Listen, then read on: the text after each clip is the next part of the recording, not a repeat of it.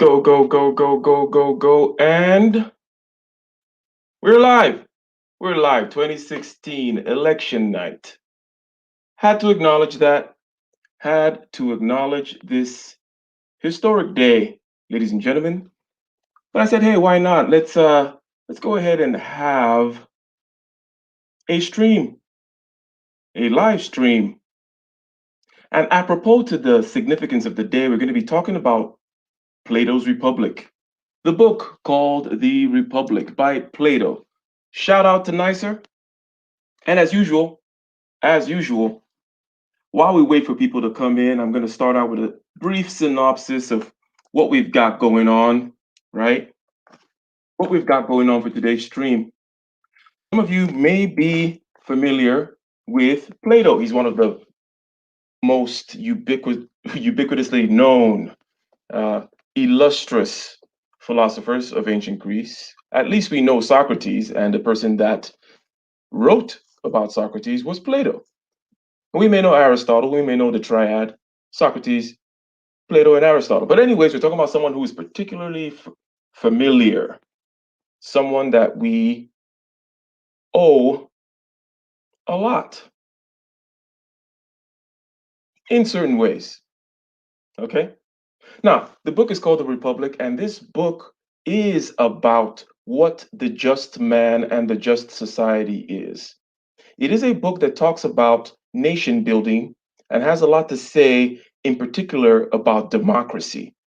It has a lot to say about democracy, so it's appropriate that at election night, as we watch in bated breath, as we watch the various streams with the scoreboard giving us the countdown, as we wait to see the results from the counting of the vote. Well, how about we think and ponder and contemplate the idea of democracy, the idea of a just human being, the good, the true, the righteous, and the kind of society that reflects that, the kind of society that inculcates that, and the kind of society that can allow for that to happen. And let's rank democracy amongst all the others. This is something that Plato touches on amongst many other things in this book. That is why I like this book very much. That is why I like this book very much. NC Worker, shout out to you. Shout out to you. Okay? And we're just over here doing a quick preamble, and then we're going to play our song, The Battle Within. The Battle Within, as we watch the various streams of information coming to us from the election. This is a book about the nature of the good society. Plato's Republic is about the good society. You cannot ask about the good society without first of all answering the question, what is the good? What is the nature of good? And you cannot ask what is the nature of the good without asking, well, what is human nature? You're going to at least have something to say about human nature. What is the good society? Therefore, what is the good? Therefore, what is human nature? What is the society that inculcates the best in us? How do we educate ourselves, not just through formal education, but what are the tenets? What are the gods and the rituals, the myths that are necessary for creating the just man and the just society? That's what Plato's Republic is about. So as you can imagine, it's a big book. We're going to get into it in a second. But for now, let's go ahead and play our theme song, and we'll be right back.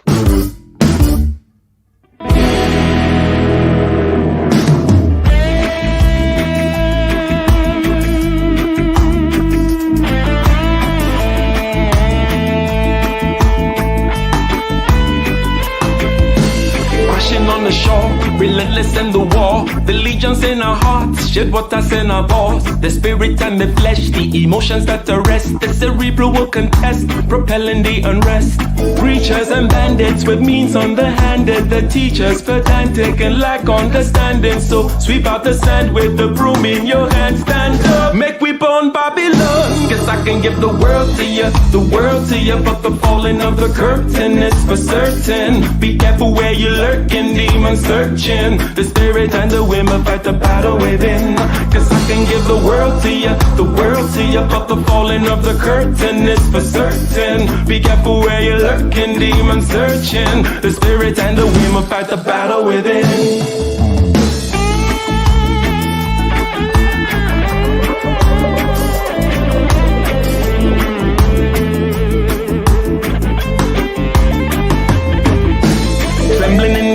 With the semblance of a blaze, with gratitude and rage, we touch another page with delirious delight, impervious to light. This vitality and might encourages the flight. Preachers and bandits with means underhanded, the teachers pedantic and lack understanding. So sweep out the sand with the broom in your hand. Stand up, make we burn Babylon. Cause I can give the world to you, the world to you. But the falling of the curtain is for certain. Be careful where you're lurking, demon searching. The spirit and the women fight the battle within. Cause I can give the world to you, the world to you. But the falling of the curtain is for certain. Be careful where you're lurking, demon searching. The spirit and the women fight the battle within.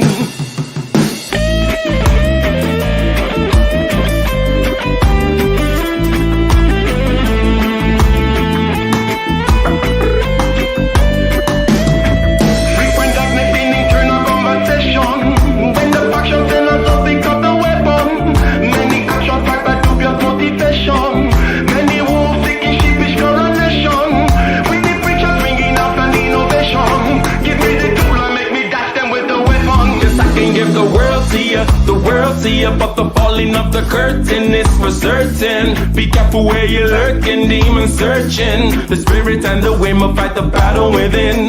Cause I can give the world to you, the world to you. But the falling of the curtain is for certain. Be careful where you're lurking, demon searching. The spirit and the women fight the battle within.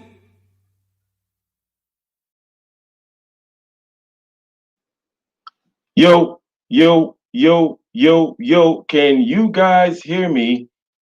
Yes, yes, yes, yes, yes. I do see the bubble around my face, which is the international signal that the vocals are going through the microphone at the required megahertz, coming through you live and direct at the required decibels. But let me get a one in the chat.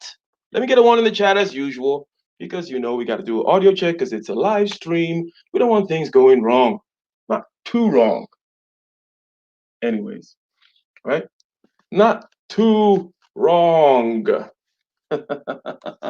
Audio good, says nicer. Thank you very much. Thank you very much. Thank you one and all for coming to this rather impromptu live stream on a night like this when there are many other distractions, many other sources of entertainment, infotainment, many other sources of angst and heartache that are out there. But you have chosen to spend some of your time with me, and I am forever grateful for that. So today is another part of the series where we talk about what Ike reads. What Ike reads. Yes, I'm referring to myself in the third person. Yes, that's how we roll over here. Ladies and gentlemen, today we're talking about Plato's Republic. Who's familiar with Plato? If you've heard of Plato, let me get a one in the chat as we talk about this particular person. He is an ancient Greek philosopher. Philosopher is what we call them these days. Okay. Now, who knows what they were called back then? Wise men, teachers, so on and so forth. Perhaps sophists. But he's an ancient Greek philosopher. And this book, The Republic, which is one of his many dialogues, where he more or less chronicles the life, perhaps with some embellishment, of Socrates. Socrates, which I know everybody has heard of, right? It's a really cool name. It's cool sounding, and he's just somewhat of a badass. He never wrote anything, by the way. So Socrates never wrote anything. He was not a writer. He did not want to write. He was into talking. He was into making trouble. Very much a Christ-like figure. Very similar in certain ways to the rough outlines of the sketch of Jesus Christ's life, in the sense that he was this wise guy going about causing trouble that ended up getting him killed by the people, but he actually never wrote anything. And we only know of him from other people who wrote about him. So this is Socrates. Same thing. Wise guy going around poking at different people, asking too many questions, overturning things, irritating the powers that be. And they were like, okay, you got to go.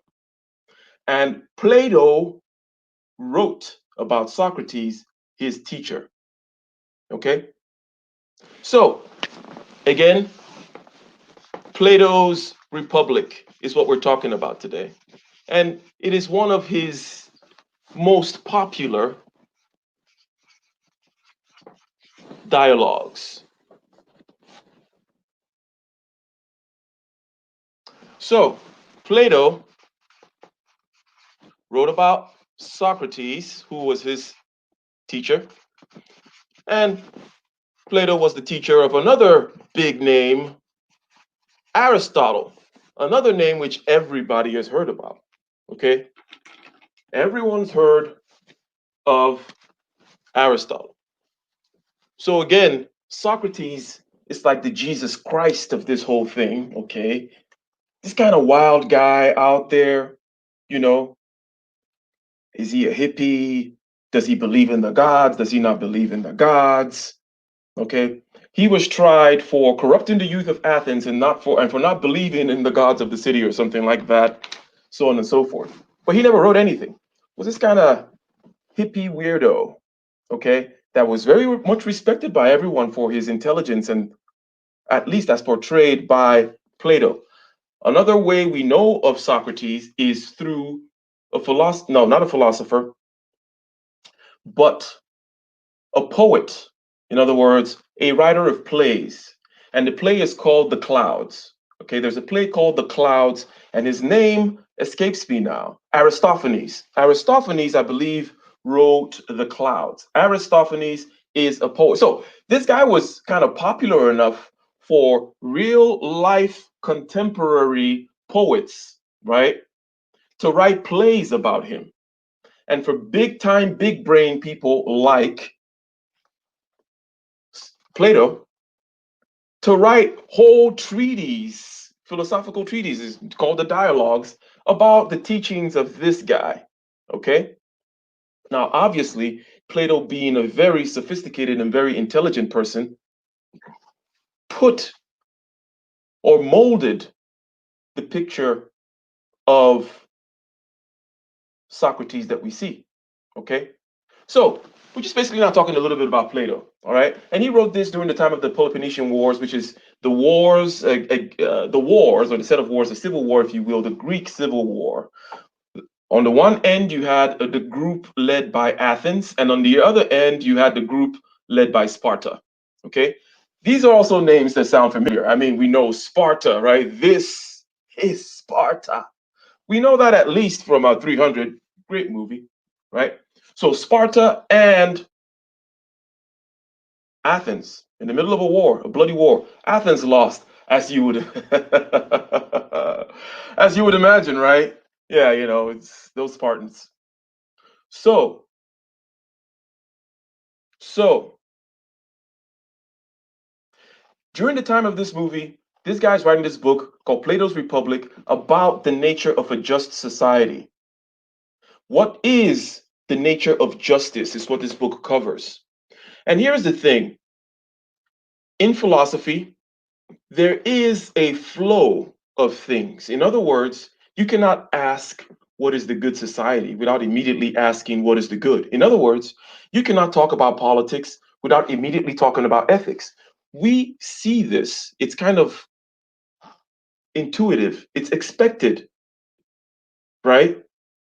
But we know that these things are very different. To talk about the nature of the good, in other words, they have very separate domains, fully fledged in and of themselves, right? What is the good? What is ethical, right? What is right and wrong? Does it exist? Utilitarianism, relativism, this, that, and the other. Should I do it? Should I not do it? And then, what is a good society? Politics, authoritarianism, social democracy, aristocracy. What is the good society? Obviously, these two things are linked. What is the good life? What is the nature of the good? What is the nature of human beings? You're going to have to say something about that in order to talk about what is the good society. So, what I'm saying is basically politics and ethics, okay? You cannot begin to talk about one without talking about the other. And these two things have very broad terrains. Many, many things have been said about it. You have the master philosophy of the Old Testament, let's say, okay? The master morality, okay? Master morality, ethics, morality, just put another word that is a little bit more pungent there. Morality, right? Because ethics sounds a little clinical, ethics sounds a little clean and surgical or something. No, morality. Many kinds of morality out there, okay? When the Jews were out there in the Old Testament, they had master morality. Now, this is Nietzsche's interpretation, okay? That master morality, it was the morality of milk and honey going into the land which I have told you and taking that land. Yes, and while you're at it, kill every man, woman, and child, for I am Jehovah and I've told you so, right? There's that kind of game going on. Same thing with a kind of Greek or ancient morality was more or less that way, in the sense that the good was more or less the powerful. The good was what worked well, right? It's called virtue ethics. I'm hopping and skipping all over the place, I know. But we're just kind of painting the landscape. We say Plato, we know this guy. We know the triad of Socrates, the wild man genius, okay, killed for his ideas just like Jesus Christ, and also never wrote anything just like Jesus Christ. And then Plato wrote stuff about this guy called Socrates. Other people, contemporaries, also wrote stuff about Socrates. And then we have Aristotle, whom Plato taught. Sorry.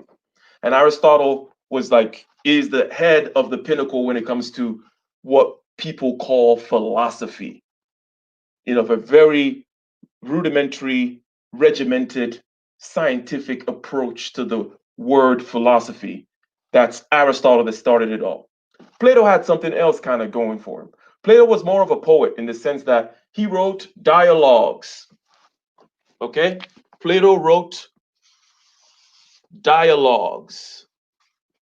And you will hear of Plato's dialogues, and Plato's Republic is one of Plato's dialogues. Again, about the nature of justice. And by justice, we don't mean the courts. We mean the true, the good, the righteous. Justice is translated from a Greek word, which there is no clean English interpretation, okay, other than to call it justice. But what we mean is righteousness. What is the nature of righteousness? What is the nature of the good, right? The dialogue is worth mentioning something about because these are books I like. In this series, we talk about books that I like. And I start out talking about the who and the how in order to emphasize the reasons why I would like a book like this, why I'm spending the time here on November 3rd, 2020, in one of the most historic elections, talking about a book. And as I said, this is apropos in the sense that this is a book on political philosophy. Okay. And then we said, hey, political philosophy, you cannot talk about political philosophy without talking about ethics. You cannot talk about ethics without talking about nature and metaphysics. Right. So You start from politics. What is the good society? Well, what is the good? And what is the good man? What is the nature of man? What is the nature of reality? Okay, that is that is the flow of philosophical quest. You need to build the foundations upon which you pile up on. So the dialogue format is a key aspect of why I like this book. What do I mean by that? This is a book that talks about, like, it starts out, he says, I was coming down from some hill, from somewhere, or something like that. In other words, this is written from the perspective of Socrates. So it's not some philosophical books that says, chapter one, prolegomena.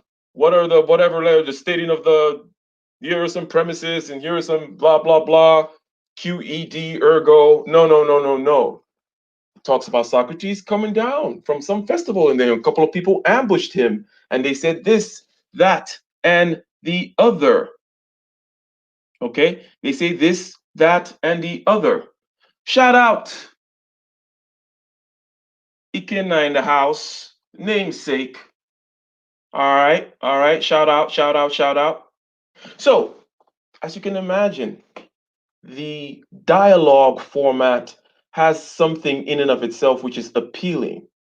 In other words, the author is not so much talking at you, he's inviting you to be an interlocutor and an audience member in a broad conversation.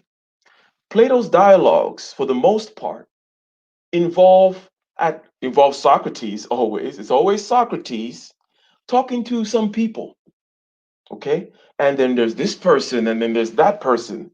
And you will start to identify with this person or that person more, or at least this person asks the question that you were thinking. But obviously, the book is written for you to kind of go along with what Socrates is all about, right? I mean, Plato thought Socrates was the man. And Socrates was the man if we believe what was written about him by Aristophanes, when I believe Xenophon as well, but definitely Plato, who created a whole body of work, philosophical work, around this particular character called Socrates, but written in a dialogue form. Very interesting because you have characters, two of which there's these two characters, Glaucon and Adamantus, which appear in several books that are actually Plato's brothers. So it takes this rather highfalutin and perhaps dry topic of philosophy and presents it in a way which is poetic. In other words, you could act it out. Now, it'll be a rather dry play filled with people arguing, just sitting around talking for hours about what is the nature of the good, right? But it is a dialogue. It feels a little bit more natural. Now, so that's the first thing about the dialogue. Before we get deep into it, the dialogue is that rather than talk at you, okay, it talks with you.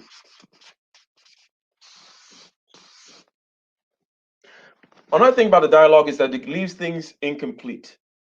What do I mean by that? Now, a thorough kind of mathematical proof, the kind of style of writing that certain other philosophers take, Aristotle, for example, tries not to leave any stone unturned. He's going to dissect it this way and dissect it this way and make sure that every conclusion follows from every premise. Every premise is stated again and again and again. Things are labeled and numbered, bullet point type stuff. No stone is unturned. But a dialogue, okay, a dialogue, shout out to Michael, could leave certain loose ends, whereby you could say, I don't think they completely addressed that. Or why didn't he answer this guy this way rather than answer that way? Or how come this person agreed with Socrates? Socrates gave some kind of BS responses. And then the interlocutor would just go and say, yeah, sure, Socrates, right? And you're thinking, like, come on, no, he didn't really answer the question. Come on now. So the dialogue A is talking with you, inviting you to be an audience member, as opposed to talking at you in the way we kind of expect philosophy books to be. So, in that sense, I find it rather interesting. Okay. So, Plato's Republic, a book about justice, a book about righteousness, a book about the nature of the good, written in a dialogue form about the life and actions of Socrates vis a vis this particular idea of founding a society. So, talked a little bit about Plato, talked a little bit about what the book covers. And I say politics and ethics, morality. But obviously, in order to talk about what ethics are, you're going to need to talk about nature of a society. I mean, sorry, the nature of human beings. After all, you're talking about what is good for a particular object, a particular organism, which is human beings. Therefore, you have to talk about the nature of human beings. Do you think human beings actually have a nature? Do you think there's some constraints around it? Or do you think we're completely free and loose? Regardless, you need to state what those assumptions are. And those assumptions are tied to your view of the nature of reality and how we can know it. Okay?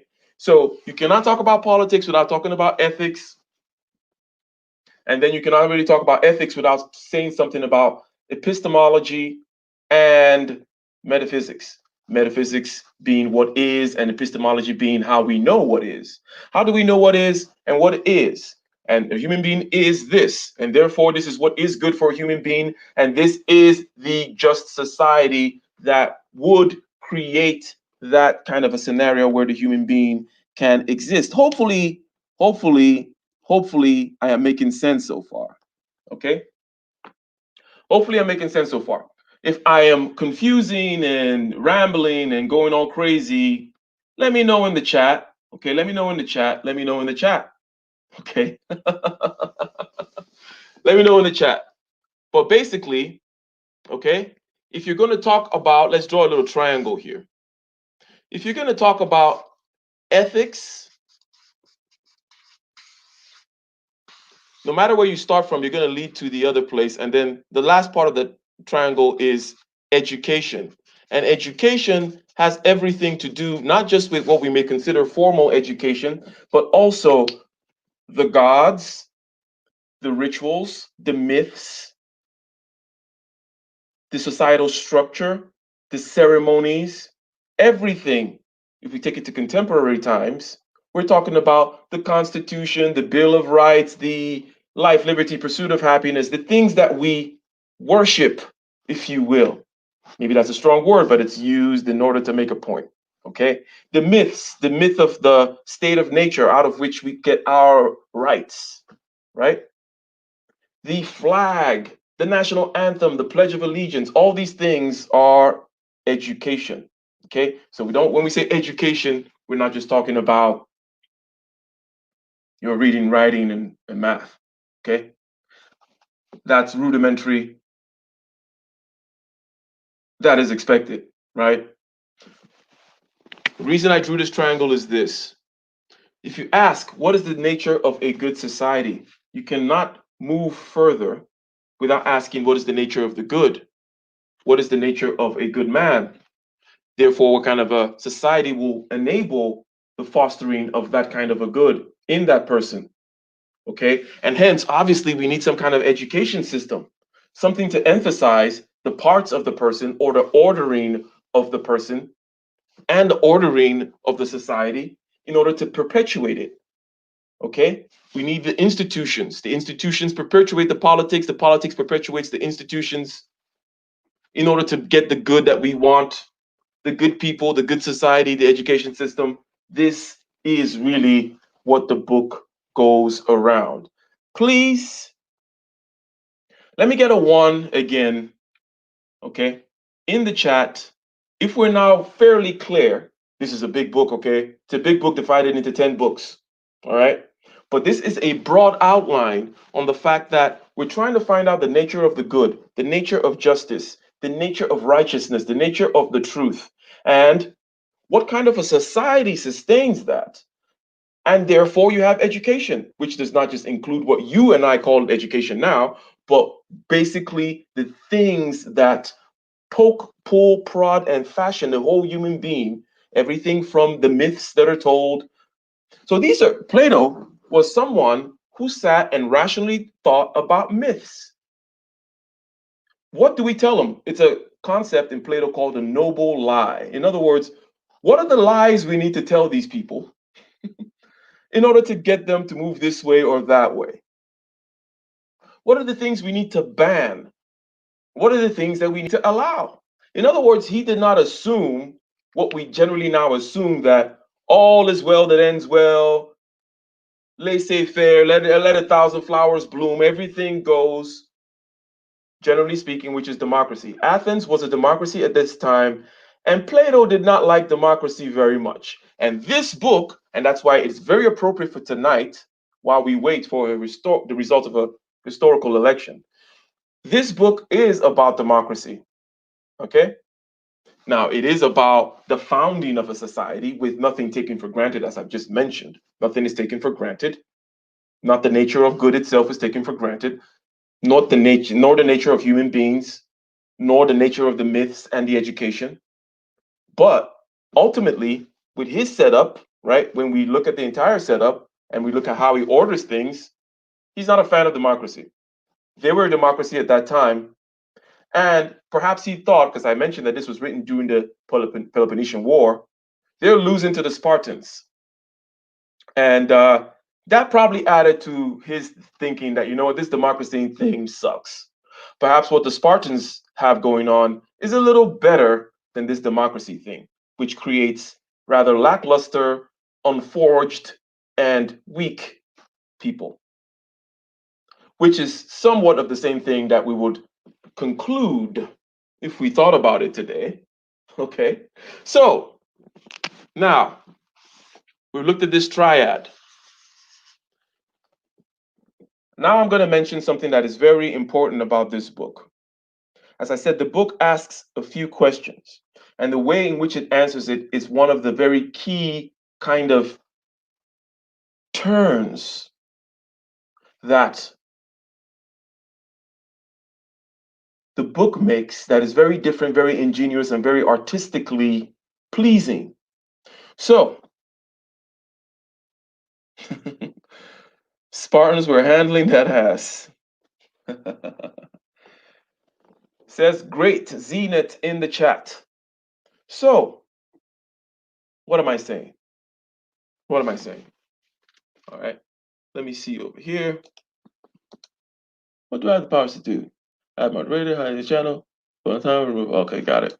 Nice. So, is good in and of itself?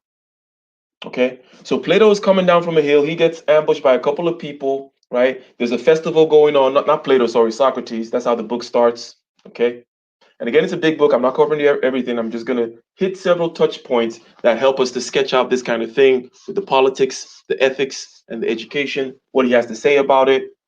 Okay, they want to talk about good. Okay, and they start out talking to this particular character, and he'll represent a particular type. That's kind of how it is. And this particular type, I'm not going to dwell on him, but just to kind of set the scene. He is a rich man, very wealthy man. He's doing this festival or something. They show up in his house, and he gives a very nice, even keel, wise, okay, wise in the superficial way. And when you read it, you'll think it's wise until Socrates starts breaking everything down 10 books later, right?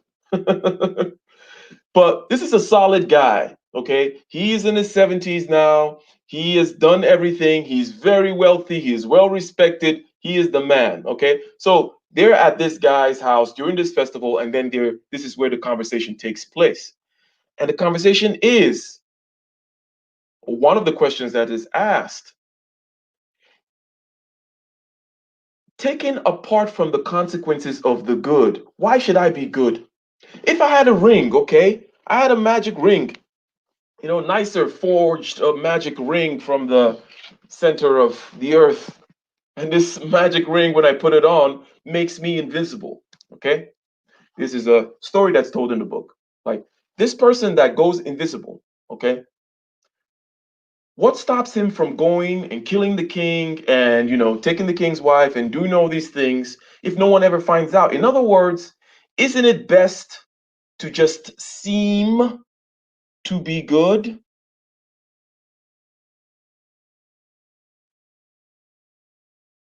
Isn't it best if they just seem to be good? If you just seem to be good and get the rewards, what is the benefit of actually being good? Isn't it the seeming good that is good? How can you say that good is good in and of itself? So one could argue, and as we can kind of imagine, as psychologized as we are in modern times, we'll be like, okay, well, maybe I have to argue about the good from an internal point of view. And Nicer says, I'm curious, did they have debates back then? Well, yes, there was a lot of oratory involved where they would talk for hours out straight out of the, no scripts and nothing like that. And oratory, in other words, rhetoric was a very powerful tool. And they had teachers of rhetoric, many of whom were called sophists because they were paid to teach the cream of the crop type people how to use their mouthpiece and their game to take power. Yes, the democracy game has been done that way for a long time. Now, the thing about Athens is not everybody was a free citizen and so on and so forth. So it's not the kind of democracy that we think about right now. Okay. It's not, oh, everybody, literally. Okay. So, what is the nature of the good? Isn't it not just better to be seemingly good than to be the good? And then there's back and forths about this. There are people who talk about, well, it is just about the might being right. The might is right. And there was this guy that comes through and gives a very, very good argument for, look, you're just fooling yourself. He who makes the rules is the righteous one, or he who has the gold makes the rules, or whatever. Stop with the BS. Okay. In other words, he laid down a very nice claim for, look, you're trying to look for good up in the sky. You're trying to look for good as something that is kind of a disembodied, away from context and consequence. No, it's all about who has the power. Stop with the BS. Okay. And then that whole thing I said, like, if you have a ring and it makes you invisible, like, but nobody knows what you were doing, what's wrong with doing those things, even as long as you appear good? Because we know that the appearance of good is a good, right? There is a social aspect to it. So why don't we just appear good? Why do we have to be good? And then now we have to go internal and say, let's consider maybe it does something to the arrange. Maybe good has to do with a well-ordered soul. Okay. So the ordering of your soul, okay? Ordering of soul. And we'll talk about how they broke down soul. In other words, such that we can start to look at this thing from the internal, okay? We can start to look at this thing from the internal and kind of see what would be a well-ordered soul to begin with, okay? And this is a dialogue book. Nothing is ever taken for granted. It goes through step by step by step. No one here is an expert when they start having this conversation, right? And that's one of the beauties of Plato's dialogues. It's not some expert talking down at you. It's you watching Socrates and people asking questions and thinking like, okay, let's look at it this way. How about if we did this? Okay, how about if we talk about the ordering of the soul? What are the parts of the soul that they said? Okay.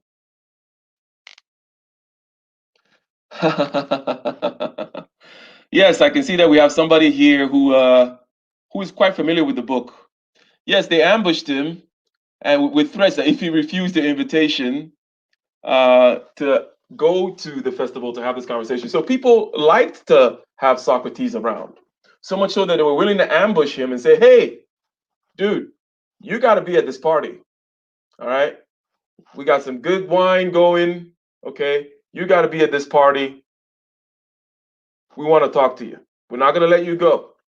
Okay, so that's how they got Socrates to the house of the wealthy guy where they had this conversation, written down by Plato. Okay, and Plato was a great poet because Was he there? Was he not there? How did all these things actually happen? So on and so forth. But it's a nice story. Okay. Now, Socrates actually did exist. We know of him. And if you could look at the play called The Clouds, written by, again, I think it's Aristophanes or maybe Xenophon, you can see, oh, yes, this was the guy that Plato was writing about. Same kind of thing. But the Cloud play was a comedy. In other words, it kind of made fun of Socrates, while Plato felt like, no, this is some serious business. This is my Jesus Christ, and I'm going to write about him, and you guys killed him, you bastards. Okay? And again, another reason why Plato will not like democracy is because a democracy voted to kill Socrates. Right? Makes sense why this guy will not think very much of democracy. But he doesn't just come out saying, no, I don't really like democracy. No, he goes through very thoroughly, goes through this whole book, telling you why democracy sucks without necessarily telling you exactly that. He leaves you to come to that conclusion that, oh my God, just like Churchill said, democracy is a horrible form of government, right? And I'm paraphrasing, right? It's a horrible form of government. It's just the best that we have. Okay? We're not great at governing ourselves. And given the choices and the various consequences in various contexts and so on and so forth, democracy is the best we can do. But someone like Plato would take that a little bit further than just saying that. So, what are the parts of the soul? There are three parts. Okay? Easy to kind of think about. There is the rational part. Let's just say it's on your head. Okay? The rational part, the thinking part, the part that wants to sit there and think and contemplate existence itself. It is divorced from the desiring part. Okay? The desiring part is your stomach and your loins. It wants to eat. Just doesn't want to eat. It wants to eat nice things. It has aesthetic desires. It wants to taste and smell and hear and eat and procreate. And we can separate that part from the rational part. And again, any kind of categorization is blurry at the edges. These are not things that we don't know as human beings, but being a philosophical conversation, it makes sense that we kind of state the obvious from time to time. No one is saying, oh yeah, I can just separate your desiring part from your rational part. It's like, no, no, no, no, no. Okay? Just like, how do you separate Mexico from America? You got to draw a line somewhere. It's basically what all categorization is about. You got to draw a line somewhere. But generally, things are in a continuum and a spectrum, right? We understand this. The world flows more like a wave, not so much discrete particles, not to get into quantum physics. But we're going to create these three categories here: the rational part of the soul, the desiring part of the soul, and then the spirited part of the soul. The spirited part of the soul, I want to say it's more like heart, but I would just give an image. Think soldier, think valor, think glory, think honor, think those things that are not necessarily, it's almost like they're desires and drives that don't have to do with your stomach and your loins. These are things that go beyond you. Okay? This is the spirited part, the fire part, right? Think soldier, okay, in terms of the spirited part. Honor, valor, patriotism, okay? And then you have the desiring part. We all know that part. And we have the rational part. So it's like, well, fine. Fine. These are good. This is a good trifecta, good way to kind of break things down in terms of how do we break down the soul and how do we talk about the ordering of the soul such that we can say this ordering is just and that ordering is not just, okay? Because we're trying to find out the nature of justice. And we're asked, well, why do we have to be good? How about if we could just seem good and not be good? And Socrates will say, no, no, no, no, no. This, that. Many arguments, many back and forths. And someone would say, no, that's BS, okay? Look, it's all about power, my friend. This is just nonsense. He who has the gold makes the rule. Okay, the good is the right of the powerful. That's what the good is. Some people, in other words, these are not things that have been purely resolved up till tomorrow, okay? You still have people who have one side of the view, another side of the view. You still have people in the Henry Kissinger realpolitik point of view who just say, you know what? It really is all about power and where you are in the chessboard and whom you deal with and so on and so forth. These ideals, kind of cool off on the ideals a little bit, right? This whole trying to find what the good is in some kind of an abstract form, cool it, cool it, cool it. But that was not Plato's way. Plato, okay, was what, as modern people, we would almost call him a mystic. Okay, now I was like, well, Plato, that doesn't sound like a mystical guy. No, yeah, but he was a Greek kind of mystic, which is a different kind. I'm not, he was his own kind of person, okay? Especially what Socrates, writing about Socrates and what Socrates was doing. The reason we will call him a mystic is because he kind of believed in these other planes where, there is a good, it does exist in this other plane, and that is the ideal, the plane of the ideals, the plane of the ideas, the plane of the forms, okay? The good in and of itself does exist, okay? And there's pure forms out there, and the world that you and I experience is just a kind of bastardized shadow on the cave of a wall, if you will. And we'll talk about the myth of the cave in a second, which is another very important aspect of this book. We talked about the ring already, and then there's the myth of the ship, and then the myth of the cave. Three of these are well known, especially Plato's cave. Let me get a one in the chat, ladies and gentlemen, if you've heard of Plato's cave. Okay, Plato's cave, which is a description of how we're blinded from the truth. And we all need a cave. The cave is our context. The cave is our everything from our genetics to the society we grew up in to the particular kind of cultural milieu that we have, so on and so forth. Okay, we all need that in order to actually perceive reality. In other words, you cannot just come out as a blank slate, as a blah. No, you need a structure with contours, little receptacles that take in the world, okay? And you perceive the world through that, but it doesn't mean that you're actually seeing the world clearly. You see the world through your cave, okay? And the goal or the journey of the philosopher is to obviously start with the cave. We all have to start with a cave. There's no such thing as being a human being or even existing without a cave, right? What do you some kind of distributed intelligence all through the universe, feeling and knowing and being everything, all space, all time, all like no, no, no, no, no. There is always a context. You are alive now in the 21st century in America, in a human body, in a particular corner watching YouTube. And you have a particular set of experiences, all kinds of biases, okay? And these things form the filter through which you actually perceive the world. There is no perception without the cave. Then the job of the philosopher is to climb out of the cave.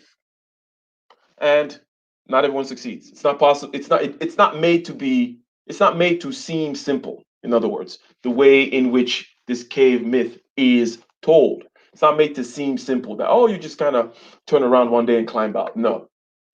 It goes deep. Right? The cave is deep, deep, deep in you. Okay. And that's kind of why Plato is kind of seen as a mystic, in the sense that he was one that would not say, no, no, no, no, no, I'm just going to look to the here and now and look to context and look to things like power and so on and so forth to tell me what the nature of the good is. There is some other good thing. And almost like the Pythagoreans, okay, he was really into that mathematics stuff, the geometry stuff, this kind of really high level abstract thinking. And that's where the truth is. And everything else just kind of waters it down from truth down to opinion and then down to bullshit. Okay, so these are the three parts of the soul. The question is, what is the right ordering? What is the right ordering of these three parts? Who should rule? And then they start arguing back and forth. Okay, before they get here, though, there is the turn that he does, which I say is very important in this book. I've already told you that you cannot really talk about ethics without talking about politics, but just the ingenious way in which he introduces this is like this. So Socrates is talking, and they're trying to examine a human being. They're like, okay, why should he be good? What if he does this, this, that? Well, how about this and how about that? Is there something wrong with you killing the king if you wore that ring and you were invincible and no one saw you? He said, okay, wait, hold on. Rather than try to look at something through a microscope, in other words, at an individual, how about if we look at a whole society? In other words, a macrocosm, if you will, a broad view, because societies are made up of individuals. And if we can find the nature of the good, what kind of men should rule, there is a one-to-one correspondence, in other words, between the ordering of your soul and the ordering of a society. How should we order our soul? What is the right ordering of a soul? Maybe we can see it in the right ordering of a society. So the book actually starts with pure ethics, and then it goes into politics. And that is the nice twist which it does, because it doesn't do it immediately. It spends some time arguing about is does might equals right and this, that, and the other. All the usual topics that you would think of, you know, and this is over 1,000 years before Jesus or whatever, right? Sounded like a very contemporary conversation that people would have these days, that intelligent people would have these days, that are still not resolved. Having those conversations, and then he does the twist. He says, "Hey, how about if we take it from this microcosm and blow it up and look at the whole of society and look at the right way in which society should be ordered? Let's start from scratch. What would we need in order to build a just society?" And I'm going to take a small tangent here to mention something, which is that it's very interesting to note that even Socrates noted that, hey, when it was almost like a minimalistic argument. In other words, they started a society from scratch. Okay, it's you, it's me, it's a couple other people. Okay, we need some clothes and we need some grain and so on and so forth. And they described the life of that group. And it was a very simple life, a very simple life, but a life without many evils, let's say, until somebody brought in one of the interlocutors says, hey, you know what? I don't think people are just going to be satisfied with this one kind of grain and these vegetables and all that kind of stuff. In other words, from the point of view of actual health of the body, it was a simple life. Until someone says, but how about if we want porks and sweets and all these different kinds of other foods? And that's when Socrates then interjects, yes, okay, now we're going to need doctors. And oh, we want property too. Now we're going to need lawyers and this and that. In other words, as you add more of the things that the desiring part wants, things start to get weird. But Socrates doesn't say, oh, no, we can't do that. He says, fine, some people, after all, are going to want the tuna tartar and the this and the that, and they're going to want to do this, that, and the other, and we're not going to be able to produce all these things in one society, so we're going to need to trade, and with the trading we might need to worry about our neighbors, and that's how wars start. Okay, and this is just a slight tangent to kind of, it was a little sleight of hand that he did in order to just kind of show you, here is where a lot of our problems come from not living a simple life. And he doesn't even elaborate that too much. But just right from the beginning of saying, let's start our society, and this society started out in like 3 or 4 people. What do they need?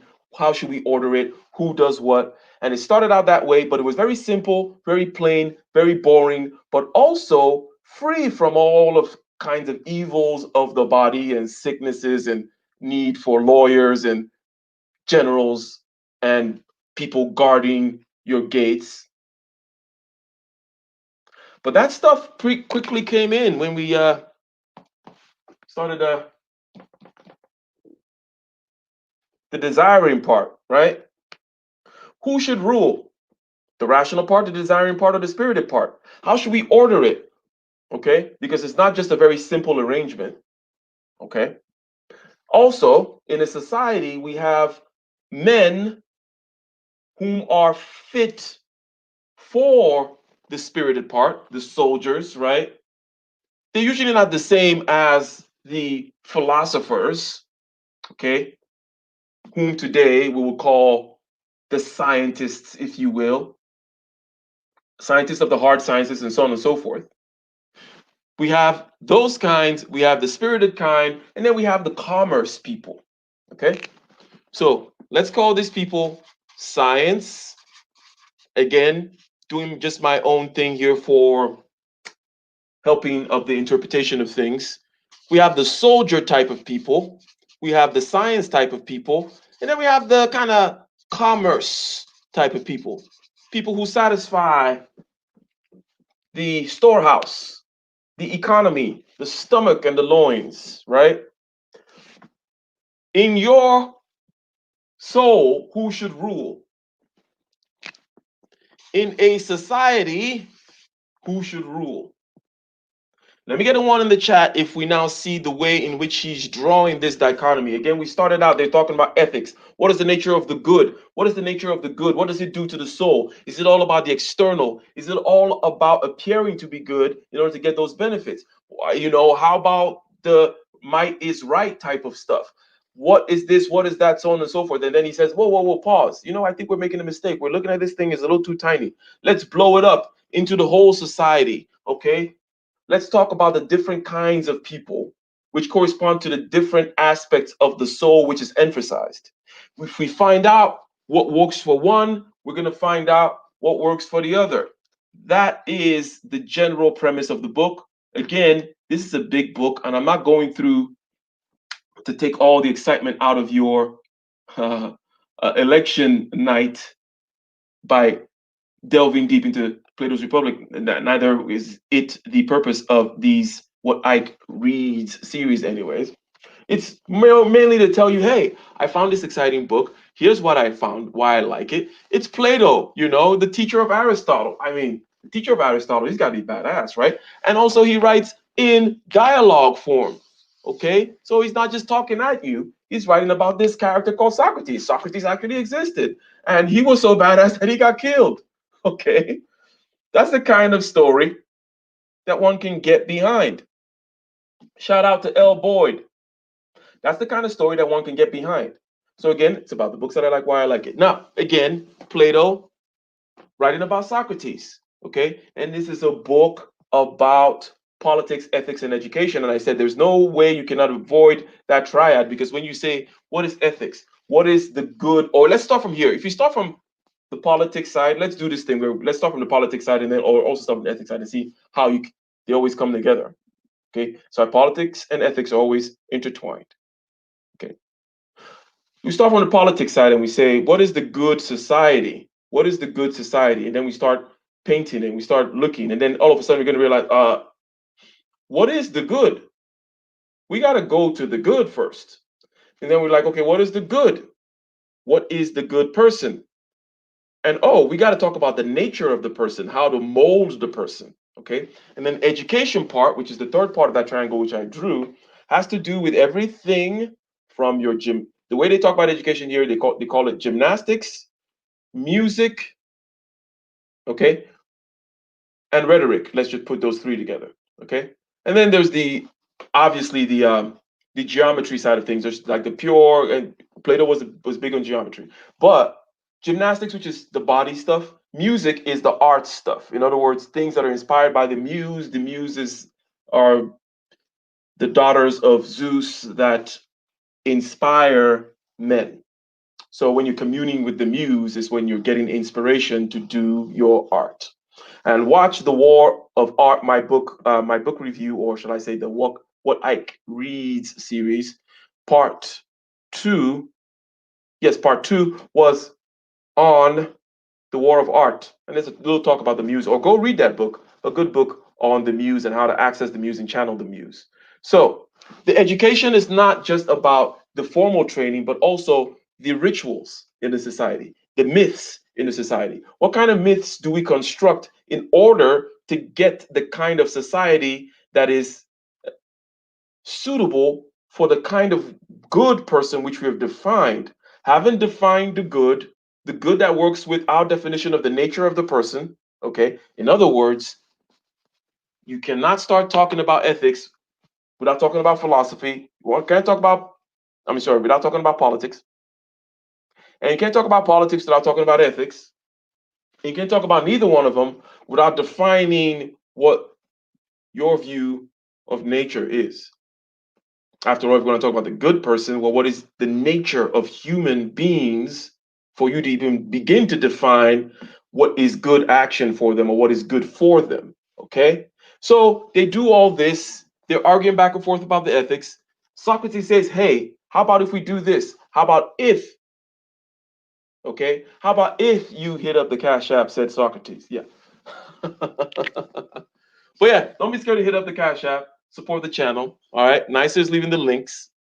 So Socrates said, how about if we take it away from the micro and we blow it up into the macro? Okay, we have broken down the soul into three different parts according to the way that Socrates wanted to look at it. We have the rational part, the desiring part,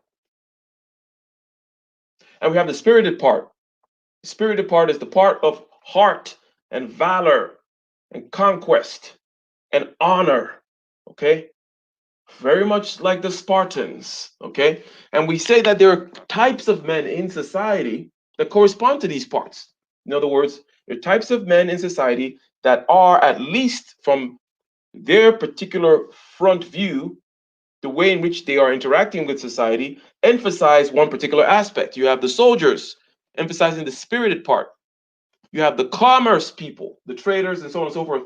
They're emphasizing the desire part. And then you have the rational people. We will call them maybe scientists today, the brain people. Back then, they would talk about astronomers, philosophers, geometers, the Pythagorean type people. Okay. And rarely these things don't mix in terms of people who can emphasize more than one of these are usually rare. So, who should rule? Who should rule in your soul? It will not surprise you, okay? It would not surprise you, and we're not going to take you through all the rigmarole of the dialogues on how he defines the good, okay? The nerds, lol, right? It will not surprise you that he would say that the nerds should rule, but he's a smart guy, okay? Socrates is a smart guy. He understands the reality of things. Just like I told you that when they started forming this society, he already spotted the root of a lot of problems that we have, which is that we don't live a simple life. That society was not left at a simple level. Okay, that society was not left at a level where we don't need lawyers, doctors, and borders and guards, and that we start needing those things when we start having this kind of acquisitory, desirous nature to add. We don't just want to eat grains and eat some barley and chill and maybe play a little lute and go to sleep. No, we want the finer grains and the nicer wine and the this and the that. And this is human nature. I don't think you can change that. Okay. But it at least gives you an idea of how you should be ordering your soul. Perhaps you cannot constrict society to that thing. But how about yourself, right? How about you? Because again, there's a juxtaposition between you and the society, and they constantly go back and forth, right? They're constantly going back and forth. What is the nature of the soul? How does the soul need to be ordered between these three parts, which we have kind of categorized? And there's these three different kinds of men. There are these different things that are coming out of these three different parts. And we found right when we started society that things got complex when we started having more and more desires. And just like Buddha said, life is suffering, the source of suffering is desires, right? Many, many, many places, and it behooves you to also know this of yourself. You'll probably notice that if you lived at least 20 years in this world, you realize, oh yeah, it's me. It's not everybody else. It's each and every one of us. It's not everybody. It's not society. It's you and you and you and you and me and me and me and me. It's all of us. We are all screwed up. Okay. We have a tough time ordering our souls. Okay. And hence we have a tough time ordering a society. Society is the big microcosm.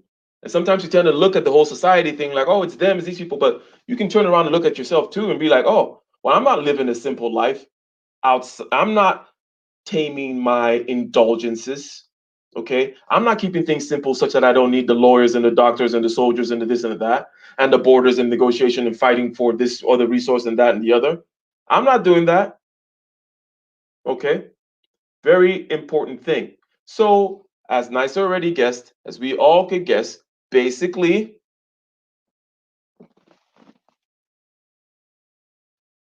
Socrates, Plato, Aristotle, Alexander, Ptolemy, the Ptolemaic astronomy, right? Apparently, Abyssinia. Okay, we got a, we have a, we have some scholars in the house. Okay, we have some scholars in the house breaking it down. So,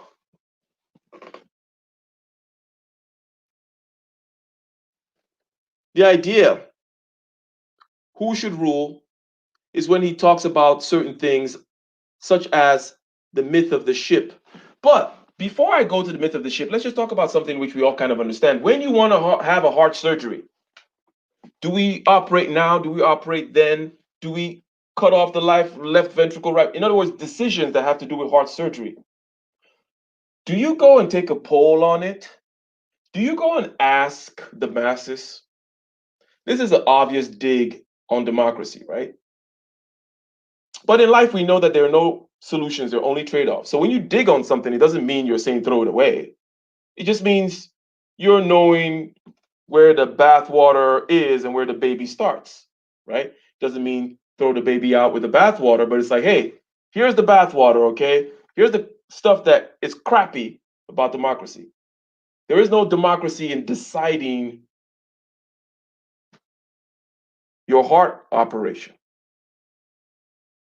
It's no democracy even in deciding the right regimen of workout to do. No, you go for your best trainer.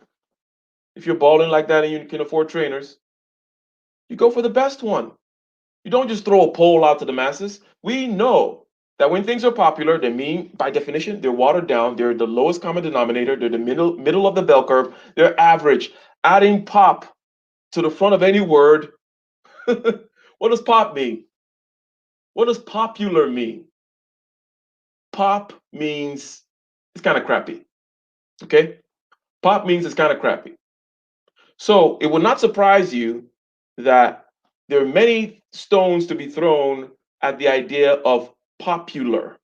In other words, democracy. That in many, many regards, we don't practice democracy, not with our car mechanic, nor with many, many other things. Not even with the Supreme Court. Okay? There's certain things that we say, you know what, this is so important. Let's take it away. Let's take it as far away from the people as possible. Okay? We're going to give you lifetime appointments. We're going to put you in robes so you look like some kind of spiritual whatever. So you look like priests. We're going to make you look like priests. We're going to give you lifetime appointments. Okay? We're going to practice a very firm kind of aristocracy here because this thing is too important to be touched by the filthy masses. So we know very well that even in democracies, there are things that we keep far away from the masses, just like the electoral college, for the results of which we're waiting for tonight, right? Right? Direct democracy. not very trusted. And it makes sense that people wouldn't trust it that much because pop psychology, pop music, you trying to go do a poll to figure out what to do with your heart surgery, those things don't work. So in this book, Plato has the myth of a ship, which I believe is where the idea of the ship of state came from. Okay. And more or less, the right person, okay, and I don't want to take too long because we're already at 6:34. Okay, we're already over an hour into this. And time always flies when you're talking Plato, Aristotle, and ancient Greek philosophy, mixing with some Buddha and this, that, and the other, and how to order your soul. What a fun night. So,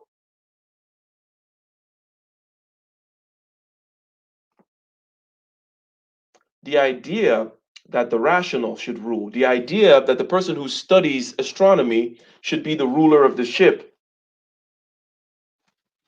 is the ideal. Ancient philosophers dealt with ideals. Okay? In other words, he also knows that this is not possible. Let me tell you one of the biggest takeaways of this book, okay? One of the biggest takeaways of Plato's Republic is something now that we take for granted, which is the people whom are fit to rule, and let me get a one in the chat if you understand what I'm about to say. The people who are fit to rule don't want anything to do with ruling. The people whom are fit to rule don't want anything to do with ruling, and the people who want to rule have no business ruling. This is what he points out. It's not the only thing he points out. As I said, this is a book that traverses politics, education, and ethics, all the while talking also about the metaphysics that undergirds his whole worldview. What is the nature of the good? That's when the myth of the cave comes in, and we'll talk about that in a second. But the guy who studies astronomy, who knows the stars and all that stuff, and knows where the ship should be going. In other words, the people who know what underlie the things that do not change. The things that do not change. The people who can recognize the pure forms. He was very partial to that kind of a thing. The pure geometry and the charts of the astronomy and the this and the that, those things that do not change, those things that lie, that undergird everything else, those of you that should be ruling, but those people don't want to rule. And we can think about, just to flesh it out, even though it's kind of obvious to us, think about any kind of excellence these days. Think about human excellence, people that are well respected. And we don't really have many of those in contemporary society.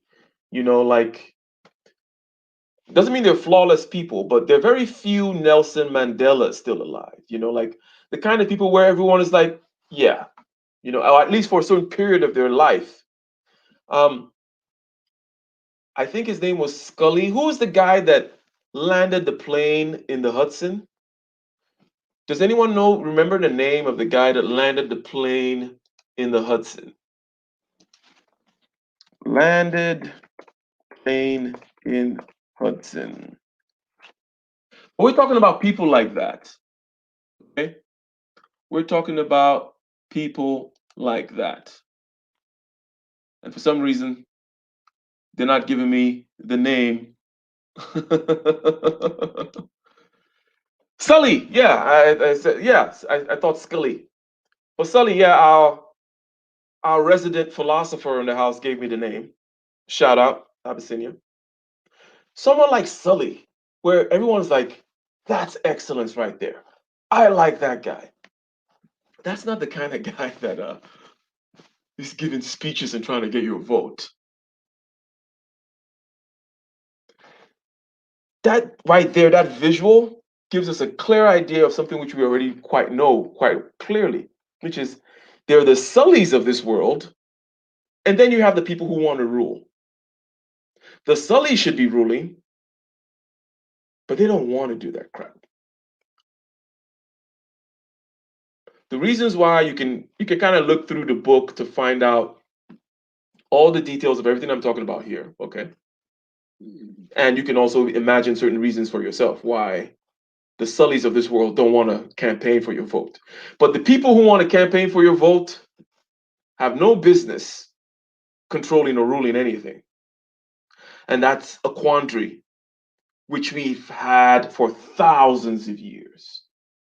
2,500 years ago, people are talking about it. Okay? This is nothing new. It's always been the case that those whom are fit to rule don't want it. So the first whole thing is going through and saying, well, how do you order your soul? There's a soul and then there's a society. These two things are mirrors of each other after all. Society is made up of people. And in the soul, we have the desiring part. We have the rational part. We have also the spirited part, corresponding with the commerce people, the nerds, if you will, excellence. And then we have the soldiers, the brave, the honorable, right? And who should rule? Turns out being that they should be the nerds, but with a very strong training on the spirited side of things. In other words, military nerds, okay? And he goes through the whole education, okay?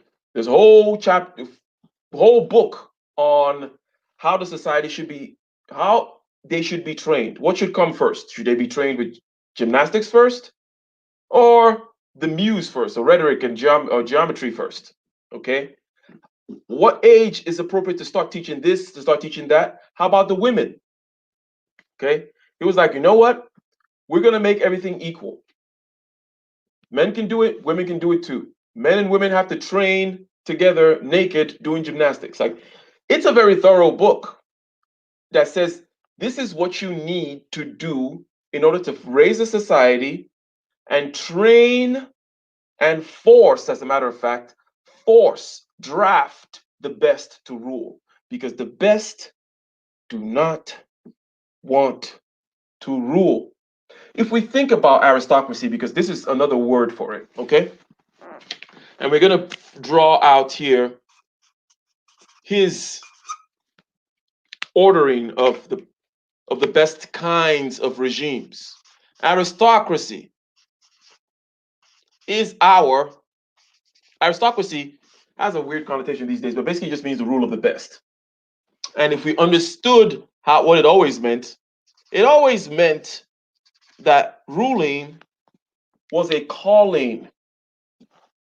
It was a responsibility. You are the best, hence you should serve. And even up till George Bush Sr., these families still put their sons in the military. The first Kennedy kid, he died in battle, right? JFK too, he went to the military. I'm just talking contemporary times now, but if you go further and further and further back, the aspect of the spirited aspect, the fact of honor. Look, Hamilton and Burr, right? The duel, that kind of a thing. In other words, the honor was an important part of it. Okay?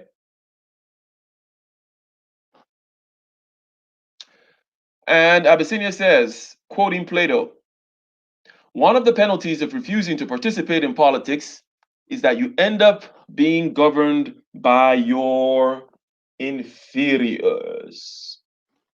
Okay? The rule of the best, aristocracy. We don't really want to rule, but we have to. It's a service. We have higher aims. We have geometry to study. We have the forms of the good to contemplate. We don't want to deal with the rabble, but we have to. Okay? This is the advent of the term philosopher kings, which I'm sure you guys have heard. In other words, the best kind of regime, according to this book, in the arguments and the ways which have flowed so far, is a philosopher king, a benevolent dictator, a god king, a very wise king, or at least the group that represents. The aristocracy, the rule of the best. Okay? And it emphasizes the rational and a nice dose of the spirited part. Okay, rationality, excellence, and then honor. Okay, and it goes through the whole education, the kinds of myths that should be taught. Okay, and he had a lot to say about Homer. Homer, whom was a poet, right, wrote the Odyssey and many other books. He had a lot to say about poets like Homer and the things that they had to write and how those things are not good for the kind of society. Look, this book is thorough. This book talks about what kind of lies do we need to tell the people? What kind of fables and myths do we need to have for this kind of a society to exist? What gods do we need to have? Okay. So this is not someone who is operating inside the box. Okay. Socrates wasn't operating inside the box. That's why they killed him. This guy is operating way outside the box, talking about what kind of gods do we create? What kind of heroes and what kind of stories do we tell? What lies do we tell the people in order to make this happen? Now, that's pretty badass thinking, especially for that long ago. I don't know who you are. I don't care who the hell you are. But if you don't think that's pretty badass thinking, then come on. So, aristocracy is the best. After aristocracy, oligarchy comes in. And I don't know if there's an R here, but I'll just go with the OL. I just say oligarchy, or is it oligarchy? It doesn't really matter how it's spelled. What it is, though, is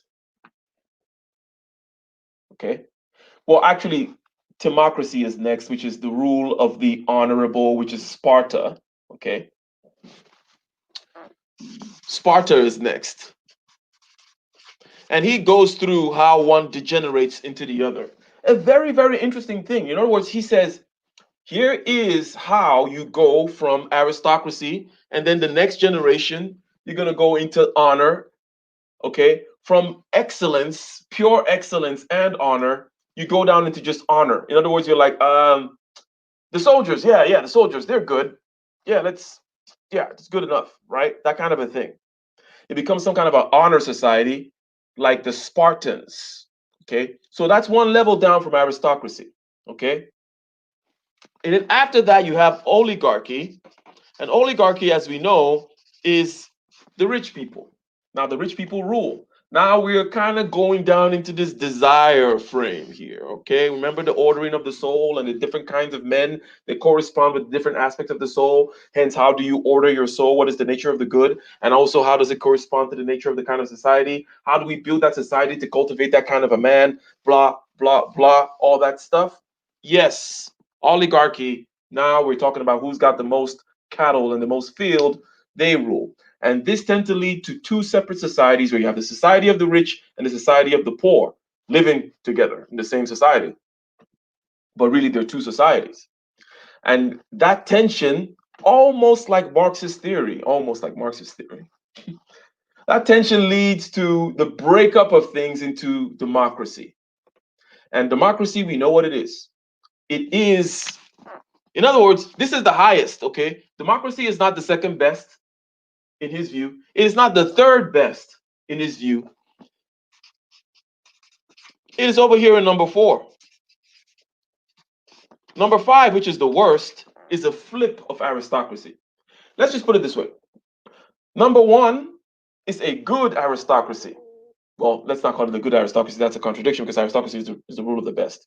So it's similar in the sense that they have absolute power. Okay. A philosopher king has absolute power, but he is a philosopher, so he does the right thing. A tyrant, which is the worst, a tyranny, has absolute power, but he does the wrong things. So democracy is only one step above of tyranny. In other words, in the eyes of Plato and Socrates, democracy is a pretty bad deal.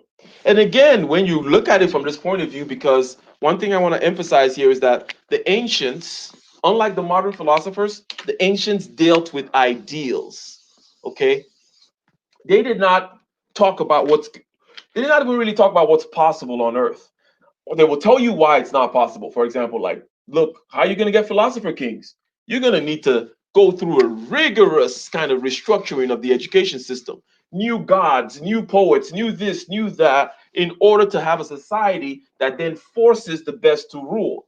Okay. And even after that, okay, even after you've got that ideal, let me show you how it starts to break down from aristocracy to democracy to oligarchy down to democracy, and then democracy leads back to tyranny. Okay? In other words, this is not a book about practical things. That's not a put down. What I mean is the ancient philosophers dealt in ideals. You ask them what's the best, and they tell you what's the best, even though it's darn near impossible to get it. It's darn near impossible to get a philosopher king. But if you follow the conversation, you follow the dialogue, or if you look within yourself, how do you rule yourself? Ah, you see? We all want to be philosopher kings of our own particular domain. We know that is the best regime. And let me get a one in the chat if you agree or if you disagree. Do we not all want to be an aristocracy, a philosopher king, one that puts the rational with a nice dose of the spiritedness, makes the right decisions, is the astronomer, and knows the things that do not change when it comes to guiding the ship? That's what we strive for in the ruling of ourselves. That's the way in which we choose to order our souls.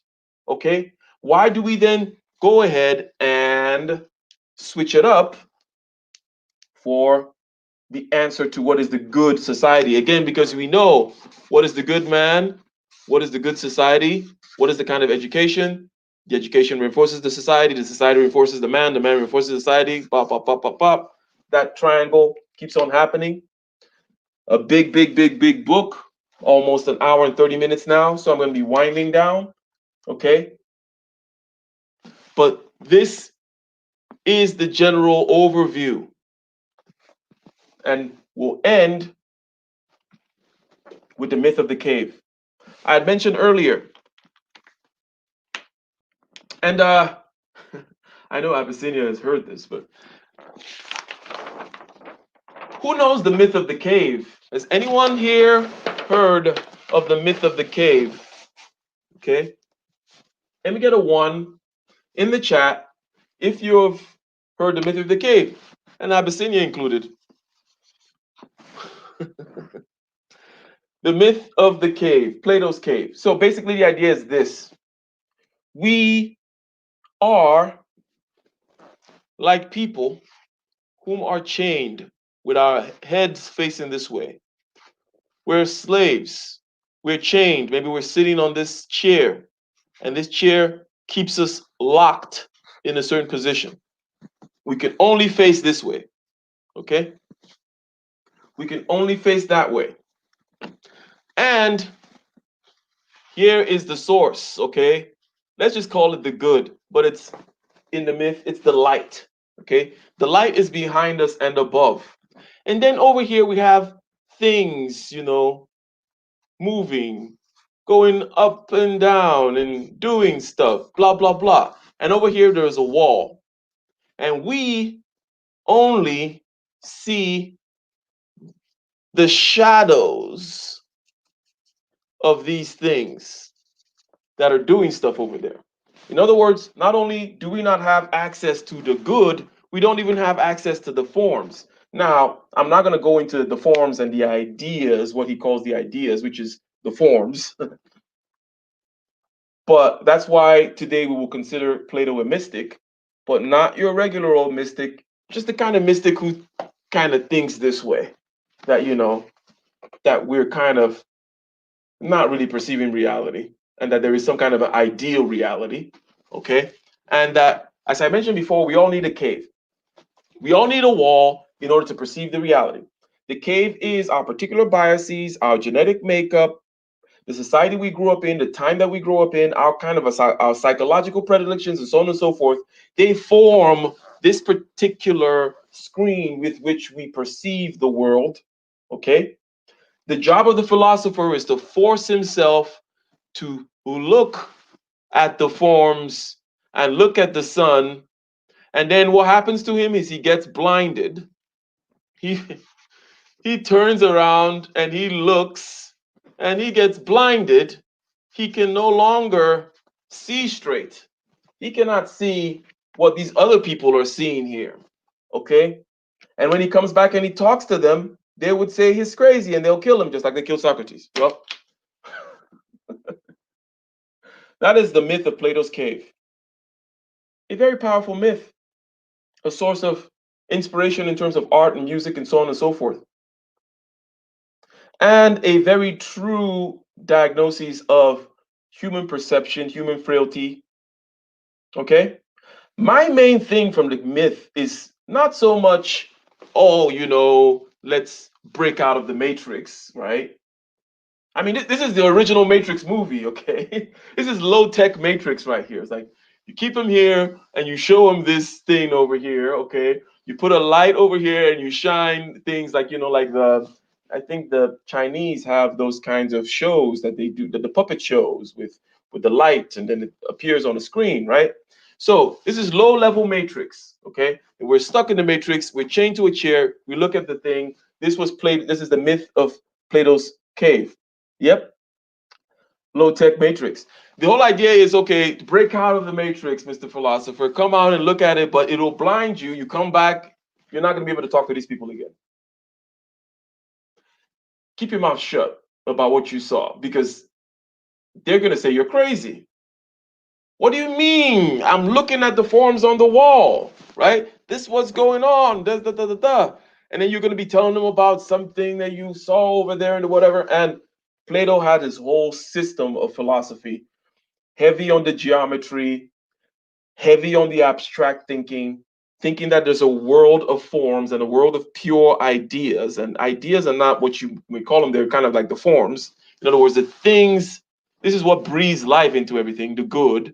And then you have the forms, and then you have the cave, and this is what we see.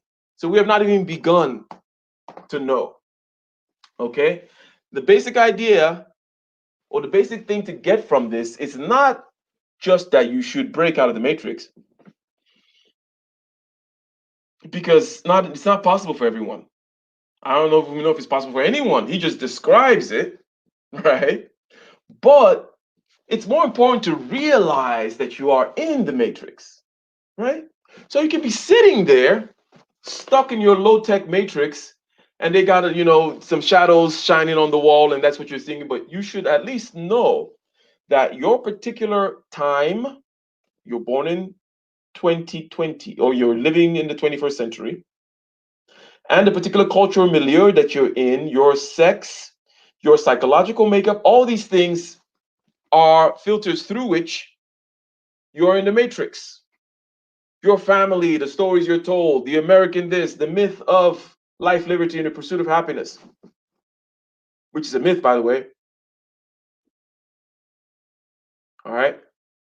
Not myth in a bad way, myth in the way in which you just described. In other words, you need a founding myth in order to unite people. Where does life, liberty, and pursuit of happiness come from? It's not written anywhere. Yeah, I know it's written over there, but where? Where? No, it comes from a story about an imagination. The imagination goes as follows, and Hobbes and Locke. Okay, Hobbes came up with it, the myth of the state of nature, and then Locke kind of formalized it nicely. But basically, it's an imagination. It's a story. It says, hey, we need to found a society. Okay, the same problem with that Plato was going through. Okay, Plato did this whole thing and told us, hey, philosopher kings. He gave us this whole ordering of things. Hey, democracy is the second worst of all the five. It's horrible. Okay, it's not the first, it's not the second, it's not the third. Okay, it comes after oligarchy. Oligarchy is actually better than democracy, according to this mode of thinking. Okay.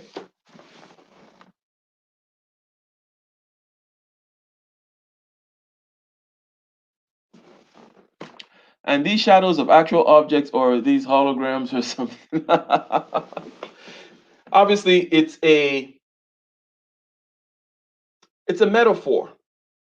Okay, it's a metaphor, but Plato will have you believe that by studying his system, right, that you will begin to ascend and approach the good.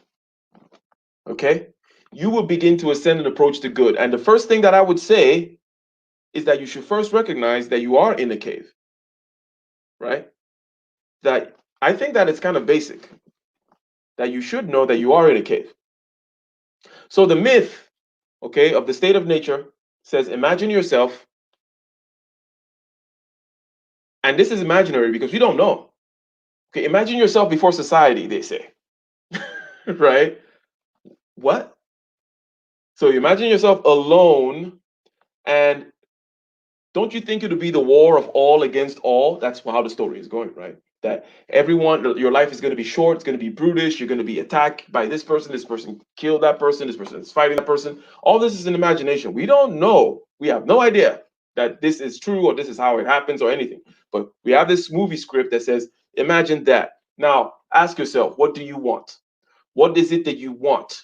What do you want? Okay, you say, I want life, I want liberty, and I want to be able to pursue property. Okay, and I'm going to form a social contract with everyone else. If you live my life and my liberty and my pursuit of property alone, then we can all get along, right? Right. So that's the founding myth that we have. Okay, it doesn't come from the sky.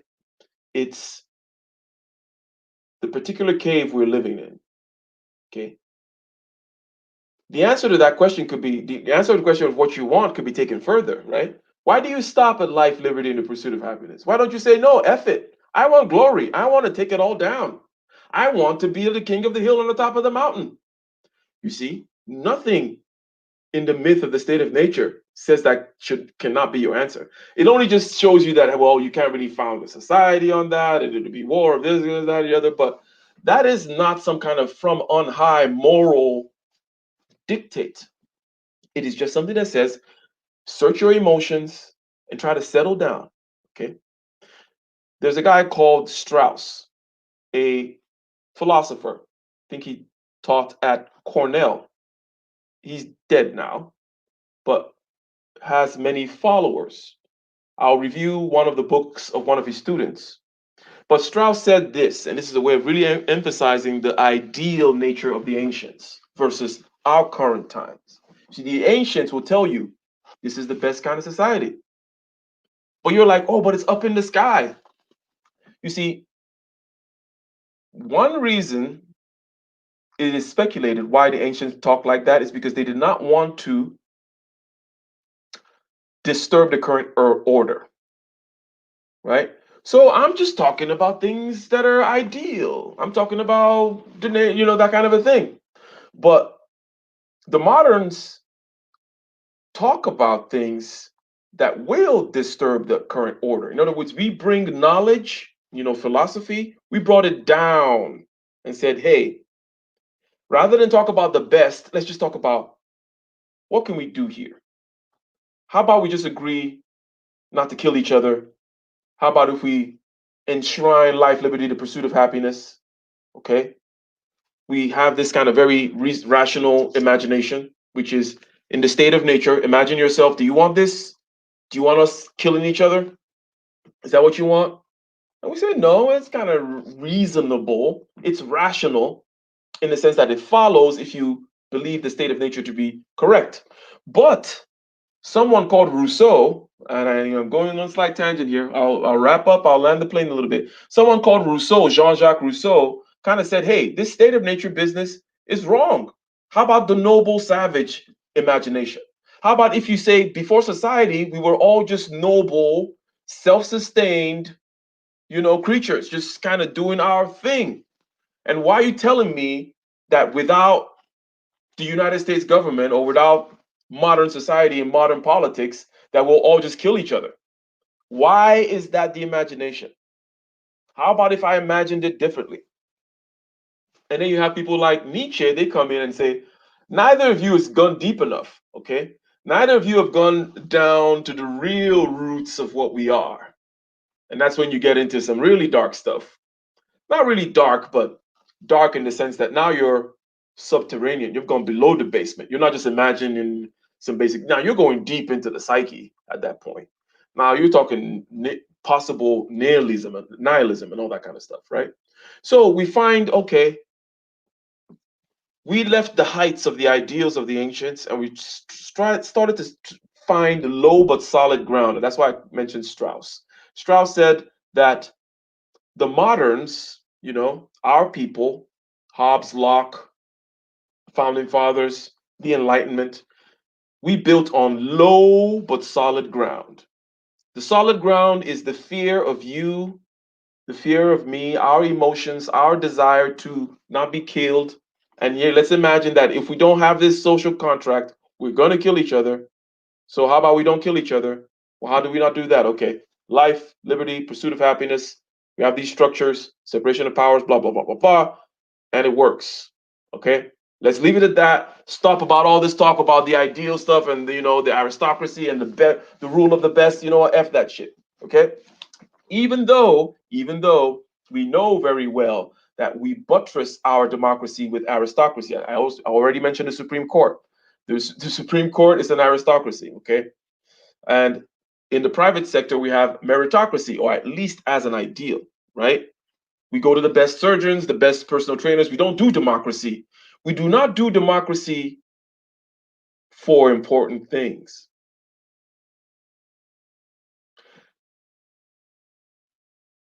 I'm not going to take it too far. Don't want to be too subversive. But we should understand that democracy is not all that it's chopped up to be. And even we should know it. Vis-a-vis, we should understand the matrix that we're in. Okay. In many forms, this is just the political matrix and a very, very thin layer that I just talked about here in terms of modern enlightenment myths, right? But when it comes to the military, it's not a democracy. When it comes to your heart surgeon, it's not a democracy. When it comes to the Supreme Court, it's not a democracy. Okay? But democracy and universal human rights are more of a myth that make you feel good. All right, I'm going to end it there. Ladies and gentlemen, this was a review on Plato's Republic. Plato's Republic. Plato was the man, okay? He was the teacher of Aristotle, all right? Gotta know the teacher of Aristotle's got to be a badass, right? I mean, come on. And he wrote about Socrates, who was the ultimate badass. Socrates lived a life similar to the life of Jesus Christ in the sense that he went around poking, teaching, preaching, conversing, and people killed him for it. Also, similar to Jesus Christ, he never wrote anything down. Everything that we know about Socrates comes from other people. One of the biggest documenters of Socrates' life is Plato. Plato's Republic is a book talking about what is the nature of the good, what is the nature of justice, righteousness. And you start talking about the nature of the good, you need to start talking about the nature of society because the society has to support this individual.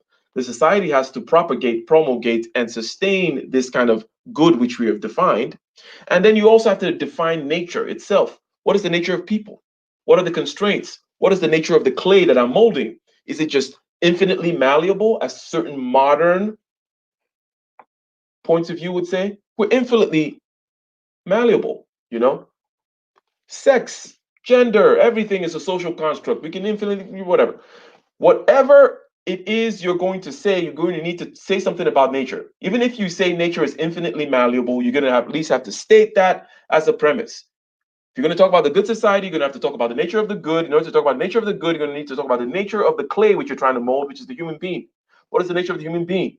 Okay. Back then, or like some of us now, because I strongly believe in nature. I don't believe in infinite malleability. No. Okay. That's just another way of me saying I do believe also in the cave. I believe that we need a cave. We do need the myths. We do need the myth of the state of nature in order for this particular experiment to go on. We do need to venerate the Declaration of Independence and have these kinds of ceremonies in order to sustain this kind of a thing. Okay? There's always esoteric and exoteric things. Just because you know you're in a cave doesn't mean you should go start screaming, we're all in a cave, let's break down the cave. That's silly narcissistic nihilism. Okay? You think you're so smart? You're going to tell everybody, oh, this is a cave, down with everything. Let's go all Antifa with it. Really? Just because you know it's a cave doesn't mean that there is any alternative.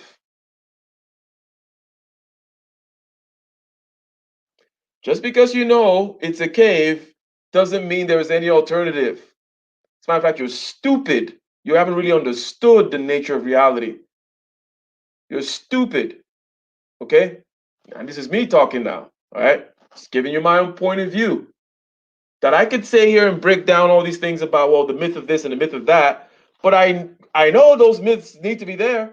Even as an individual, I know that I need, let's call it the irrational part.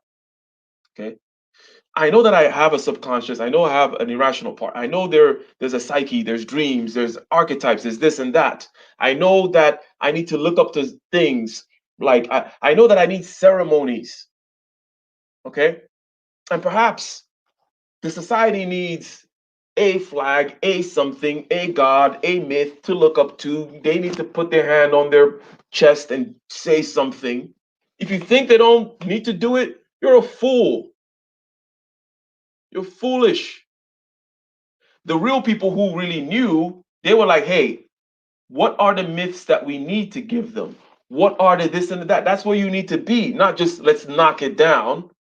Because what the hell do you know about the constitution of a cave? What do you know about the constitution of a matrix? The matrix is needed. Recognize that you're in it. Perhaps you're going to be lucky enough to turn your head around like those people, one of those in the cave. And you're going to get blinded by the light. But be cautious. Don't come back and start talking to people because they're going to kill you. All right. We're out.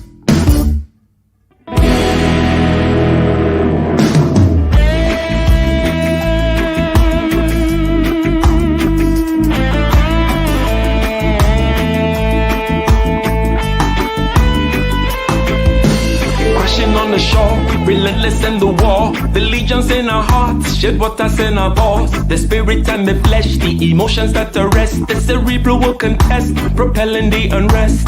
Preachers and bandits with means underhanded, the teachers pedantic and lack understanding. So sweep out the sand with the broom in your hand, stand up, make we burn Babylon. Guess I can give the world to you, but the falling of the curtain is for certain. Be careful where you lurking, demon searching. The spirit and the women fight the battle within. Cause I can give the world to you, but the falling of the curtain is for certain. Be careful where you're lurking, demon searching. The spirit and the women fight the battle within.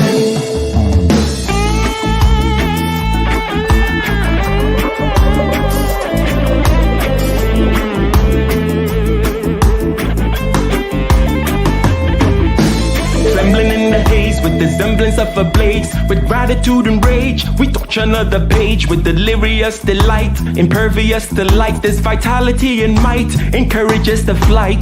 Preachers and bandits with means underhanded, the teachers pedantic and lack understanding. So sweep out the sand with the broom in your hand. Stand up, make we burn Babylon. Guess I can give the world to you, but the falling of the curtain is for certain. Be careful where you're lurking, demon searching. The spirit and the women fight the battle within. Guess I can give the world to you, but the falling of the curtain is for certain. Be careful where you're lurking, demon searching. The spirit and the women fight the battle within.